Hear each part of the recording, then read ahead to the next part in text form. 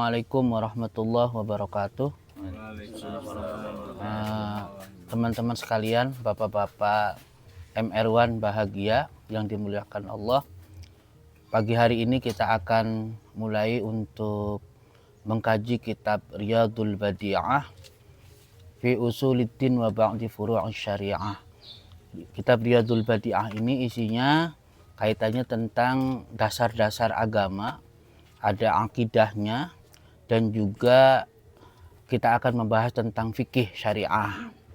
Ala madhabil Imam Syafi'i. Kitab ini madhabnya madhab Imam Syafi'i. Madhab Imam Syafi'i itu adalah madhab yang dianut oleh orang tua-tua kita di Indonesia dari dulu. Jadi madhab Syafi'i itu ya madhabnya orang NU. Itu orang tua kita yang madhabnya Syafi'i, yang subuhnya kunut gitu. Radhiyallahu anhu, mudah-mudahan Allah meridhoi Imam Syafi'i. Wa nafa'ana bi ulumihi, dan Allah memberikan manfaat dengan ilmu-ilmunya Imam Syafi'i. Nah, kitab Riyadul Badi'ah ini yang menulis adalah Lil Fadil Muhammad Hasbullah. Yang menulis kitab Riyadul Badi'ah ini adalah Muhammad Hasbullah.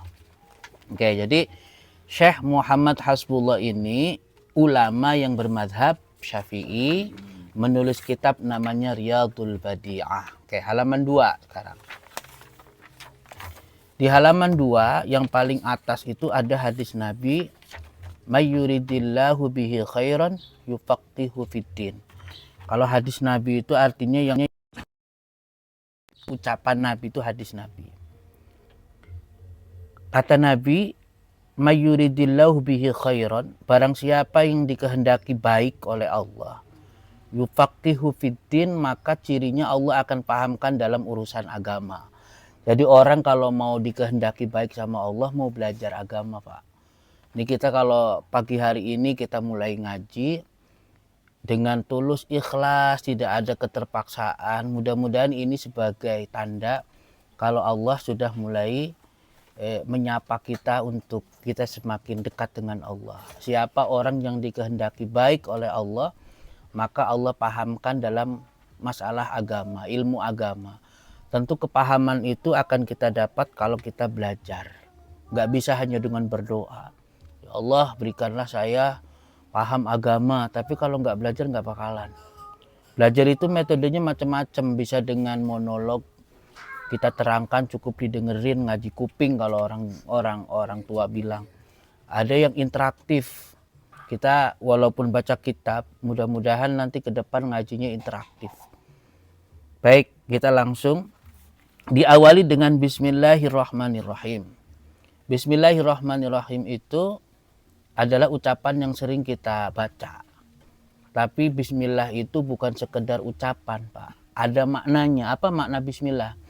Yang pertama, apapun yang kita lakukan harus benar-benar diniatkan karena Allah. Kita bangun musola niatnya karena Allah. Kita ngaji niatnya karena Allah. Kita berumah tangga niatnya karena Allah. Kita nyekolahin anak niatnya karena Allah. Kita nyari duit niatnya karena Allah semua. Sampai pada akhirnya kita mati di tengah-tengah jalan pun, naudzubillah min dzalik ya. Itu mati dalam kondisi ibadah karena semuanya diniatkan karena Allah Subhanahu wa ta'ala. Jadi makna basmalah itu sekurang-kurangnya ada 2. Pertama, apapun yang kita lakukan harus niatnya karena Allah.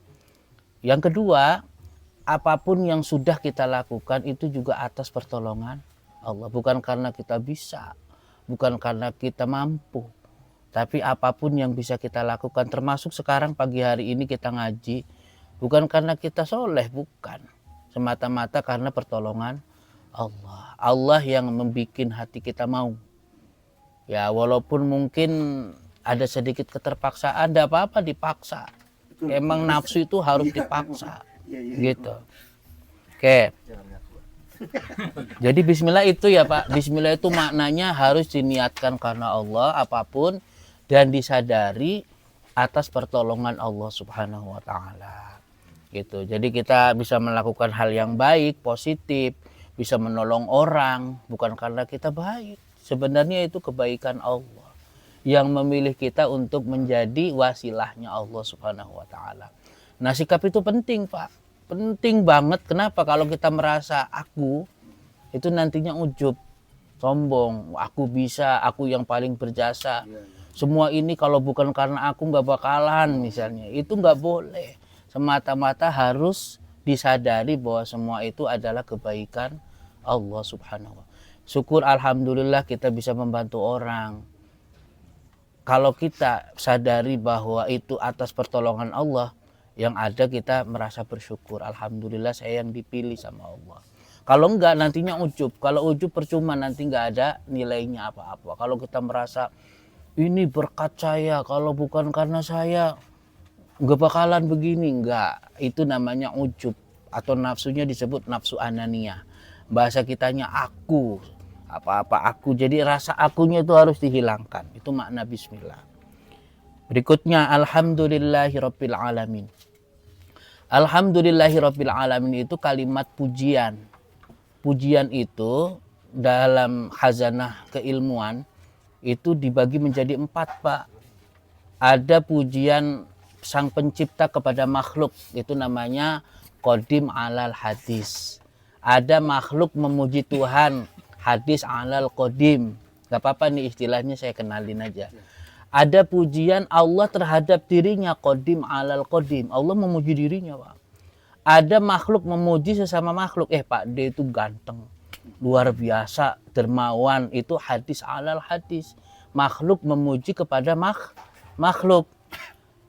Namun di sini dikatakan alhamdulillah, segala pujian apapun bentuknya itu sebenarnya bukan milik kita. Itu milik Allah. Makanya ketika kita mendapatkan pujian dari siapapun, jangan kita mengatakan iyalah siapa dulu. Ya, harus kita ucapkan adalah alhamdulillah. Dengan bahasa lain, sesungguhnya aku tidak pantas menerima pujian itu. Itu semuanya milik Allah. Kebaikan yang sudah saya lakukan, apapun itu, prestasi apapun itu, sebenarnya itu adalah kebaikan Allah.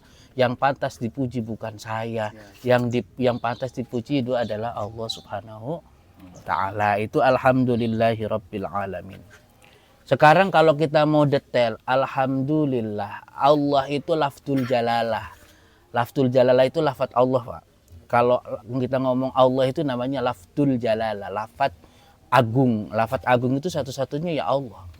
Nah, Allah memberikan karunia, namanya itu mudah disebut, Pak. Walaupun ada orang sebagian ngomongnya Allah. Tapi gini, terkait tentang orang dalam kondisi kritis, nyebut Allah itu nggak mesti Allah, Pak. Allah itu hamzanya dihilangin satu jadi apa, Pak? Lillah. Lamnya dihilangin satu jadi lahu. Lamnya dihilangin satu lagi jadi hu. Hu hilang bunyi u-nya jadi orang yang sedang masa kritis nggak bisa mengucapkan la ilaha illallah secara lengkap dan lantang. Desahan nafasnya aja udah kembali kepada Allah subhanahu wa ta'ala. Gampang juga ya, gampang, itu karunia dari Allah. Jadi kalau kita mentalkin, ya ini biar ada dialog ya. Saya takut tegang, takut cuma terus. Iya. Iya jadi gitu, Pak. Jadi kalau kita misalnya mentalkin orang tua kita yang lagi kritis, karena kita bakal ngerasain semua. Entah itu keluarga kita, entah itu istri kita, entah itu anak kita, atau bahkan kita yang duluan. Maka ketika kita mentalkin orang yang mau meninggal, dia nggak bisa ngucapin persis apa ucapan kita. Nggak usah di ini, dan jangan panjang-panjang. Kalau orangnya kritis nggak usah la ilaha illallah Muhammadur Rasulullah. Cukup Allah pun mungkin udah nggak bisa. Maka desahan nafasnya itu dihitung tasbih kepada Allah. Haknya itu domir yang kembali kepada Allah subhanahu wa ta'ala. Oke. Kemudian Rabbil alamin. Rob itu biasanya diterjemahkan apa, Pak? Yang memiliki alam semesta ya, atau yang memelihara alam semesta. Kata Rob ini gini, Pak. Kalau kita mau jabarkan lebih detail, Rob itu Allah menciptakan manusia di dunia ini beda-beda. Ada yang kaya, ada yang miskin. Ada yang jadi bos, ada yang jadi kuli bangunan. Ada yang jadi mandor, ada yang jadi pengawas. Ya kan? Ada yang seksi dokumentasi. Ada yang cukup doa aja dari kemarin gitu. Ada gitu. Iya. Kenapa Allah ciptakan manusia itu beda-beda? Itu justru bagian daripada robnya Allah. Cara Allah memelihara kehidupan begitu caranya. Coba kalau semuanya jadi mandor, gak ada yang mau ngaduk. Iya. Kalau semua jadi orang kaya gak ada yang mau kerja. Jadi Allah jadikan manusia beda-beda, bahkan ada laki-laki perempuan, itu bagian daripada robnya Allah. Termasuk misalnya sebagian tempat dapat musibah, di tempat yang lain aman gitu. Itu juga bagian daripada robnya Allah. Apa robnya Allah? Boleh jadi apa yang kita lihat kasihan, justru itu bukti cintanya Allah. Misalnya gini Pak, kayak Palestina ya. Palestina itu kan diserang oleh Israel. Itu tragis ya. Kasihan, kita ngomongnya kasihan. Kasihan banget. Padahal boleh jadi itu salah satu bentuk kasih sayang Allah. Karena orang Palestina yang diserang oleh Israel, Zionis Israel, jelas-jelas kafir harbi. Kafir harbi itu kafir dan memusuhi Islam. Maka matinya syahid. Bagi kita dia kena bom, mengenaskan, tapi bagi yang bersangkutan dia sudah bahagia di alam malakut. Dia sudah bertemu dengan Robnya, dia sudah ketemu dengan Sang Pencipta, yaitu Allah Subhanahu wa Ta'ala. Kita belum tentu Pak, kita mati belum tentu syahid Pak. Kalau soal mati itu soal waktu aja. Jadi Rob itu begitu, termasuk Rob juga ketika ayam mengeramkan telurnya, kemudian telur itu menetas. Akhirnya induk ayam mengangkat kakinya karena takut menginjak anak ayamnya. Itu juga bagian daripada Robnya Allah Subhanahu wa Ta'ala. Al-alamin. Al-alamin itu alam. Alam itu artinya apapun selain Allah. Jadi bumi, langit itu alam. Pohon alam. Apalagi air alam. Pokoknya apapun selain Allah itu alam. Jadi segala puji bagi Allah yang memelihara alam semesta. Oke, sampai di sini ada pertanyaan Pak? Silakan Pak Denis.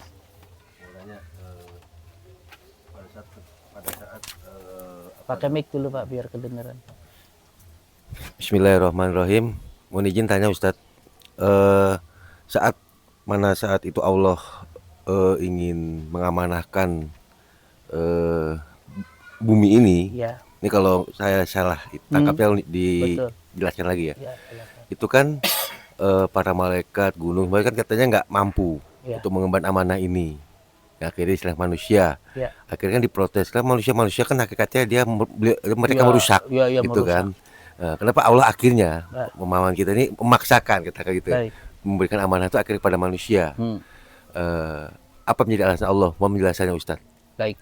Bagus banget pertanyaannya. Itu ada di dalam Al-Quran surat Al-Baqarah, wa idh qala rabbuka lil malaikati inni ja'ilun fil ardi khalifah qalu ataj'alu fiha may yufsidu fiha wa yasfiku dima wa nahnu nusabbihu bihamdika wa nuqaddisu lak qala inni a'lamu ma la ta'lamun. Itu ayatnya Pak.